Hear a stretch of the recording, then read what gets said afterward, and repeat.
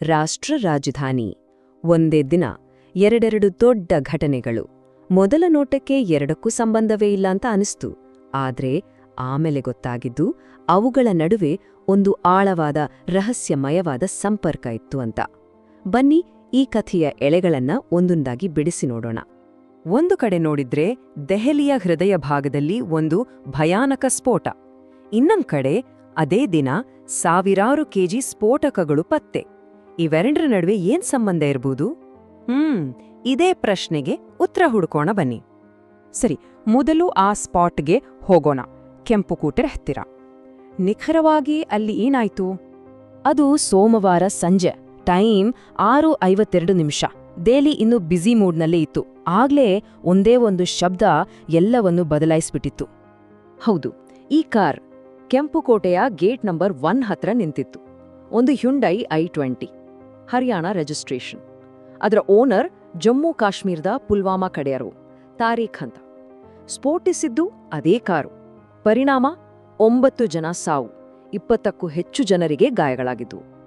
ಸ್ಫೋಟದ ಶಕ್ತಿ ಎಷ್ಟಿತ್ತು ಅಂದ್ರೆ ನೋಡ್ತಿದ್ದಂತೆ ಪಕ್ಕದಲ್ಲಿದ್ದ ವೆಹಿಕಲ್ಗಳೆಲ್ಲ ಬೆಂಕಿ ಹಚ್ಕೊಂಡ್ಬಿಟ್ವು. ಆ ಜಾಗವೆಲ್ಲ ಹೊಗೆ, ಚೀರಾಟ, ನಿಜಕ್ಕೂ ತುಂಬಾ ನೋವಿನ ದೃಶ್ಯಗಳು ಅವು. ತಕ್ಷಣವೇ ದೆಹಲಿ ಪೊಲೀಸ್ ಕಮಿಷನರ್ ಸತೀಶ್ ಗೋಲ್ಚಾ ಅವರಿಂದ ಅಧಿಕೃತ ದೃಢೀಕರಣ ಬಂತು. ಸಂಜೆ 6:52ಕ್ಕೆ ಬ್ಲಾಸ್ಟ್ ಆಗಿದೆ ಅಂತ. ಅವರ ಈ ಮಾತಿನಿಂದ ಒಂದು ವಿಷಯ ಕ್ಲಿಯರ್ ಆಗಿತ್ತು. ಇದು ಆಕ್ಸಿಡೆಂಟ್ ಅಲ್ಲ, ಇದು ಪಕ್ಕಾ ಪ್ರೀ ಪ್ಲಾನ್ಡ್ ಅಟ್ಯಾಕ್. ಓಕೆ, ಇಷ್ಟು ದೊಡ್ಡ ಒಂದು ಅಟ್ಯಾಕ್ ಆದಮೇಲೆ ಸ್ವಾಭಾವಿಕವಾಗಿ ಅಧಿಕಾರಿಗಳ ಪ್ರತಿಕ್ರಿಯೆ ಹೇಗಿತ್ತು? ಯಾವೆಲ್ಲ ಸೆಕ್ಯೂರಿಟಿ ಮೆಷರ್ಗಳನ್ನ ತಗೊಂಡ್ರು?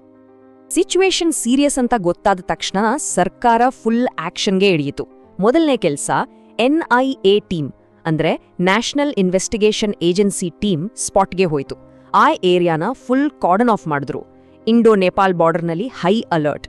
ಮ್ಯಾಟರ್ ಎಷ್ಟು ಸೀರಿಯಸ್ ಇತ್ತು ಅಂದ್ರೆ ಗೃಹ ಸಚಿವ್ ಅಮಿತ್ ಶಾ ಅವರೇ ನೇರವಾಗಿ ಪ್ರಧಾನಮಂತ್ರಿಗಳಿಗೆ ಮಾಹಿತಿ ನೀಡಿದ್ರು. ಇಷ್ಟೊತ್ತಿನವರೆಗೂ ಇದು ಒಂದು ಕಡೆ ನಡೆದ ಒಂದು ಅಟ್ಯಾಕ್ ಅಂತ ಅನಿಸ್ತಿತ್ತು. ಆದ್ರೆ ತನಿಖೆ ಮುಂದೆ ಹೋದ ಹಾಗೆ ಒಂದೊಂದೇ ವಿಷಯಗಳು ಹೊರಗೆ ಬರೋಕ್ ಶುರುವಾದವು, ಶಾಕಿಂಗ್ ಆಗಿ. ಖಂಡಿತ ಇಲ್ಲ.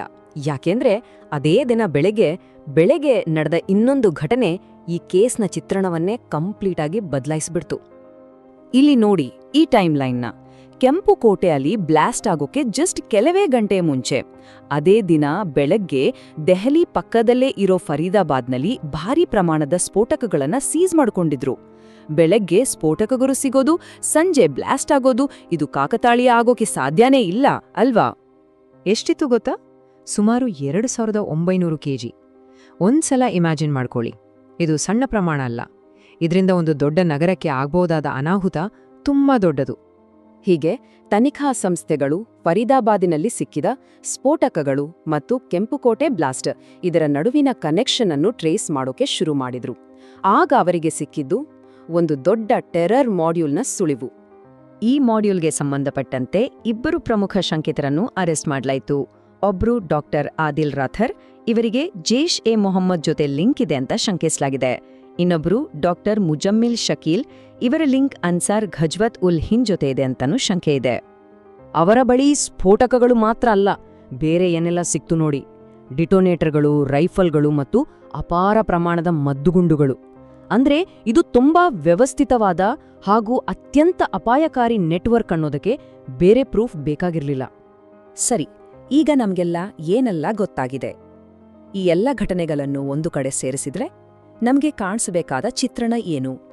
ನೋಡಿ, ಮೊದಲ ಪಾಯಿಂಟ್, ಕೆಂಪುಕೋಟೆ ಬ್ಲಾಸ್ಟ್ ಒಂದು ಪ್ರತ್ಯೇಕ ಘಟನೆ ಅಲ್ಲ, ಅದೊಂದು ದೊಡ್ಡ ಭಯೋತ್ಪಾದಕ ಸಂಚಿನ ಭಾಗವಾಗಿತ್ತು. ಎರಡನೇ ವಿಷಯ, ಫರೀದಾಬಾದ್ನಲ್ಲಿ ಆ ಸ್ಫೋಟಕಗಳು ಸಿಕ್ಕಿದ್ರಿಂದ ಒಂದು ತುಂಬಾ ದೊಡ್ಡ ಅನಾಹುತವನ್ನು ತಪ್ಪಿಸಿದ ಹಾಗೆ ಆಗಿದೆ.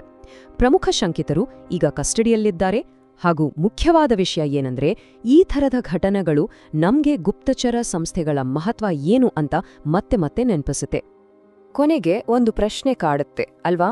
ಒಂದ್ ಕಡೆ ಗುಪ್ತಚರ ಇಲಾಖೆ ಒಂದು ದೊಡ್ಡ ದಾಳಿಯನ್ನು ತಡೆಯುತ್ತೆ, ಅದು ಯಶಸ್ಸು. ಆದ್ರೆ ಇನ್ನೊಂದ್ ಕಡೆ ಅದೇ ಜಾಲದ ಒಂದು ಸಣ್ಣ ಭಾಗ ಇನ್ನೊಂದು ದುರ್ಘಟನೆಗೆ ಕಾರಣವಾಗುತ್ತೆ.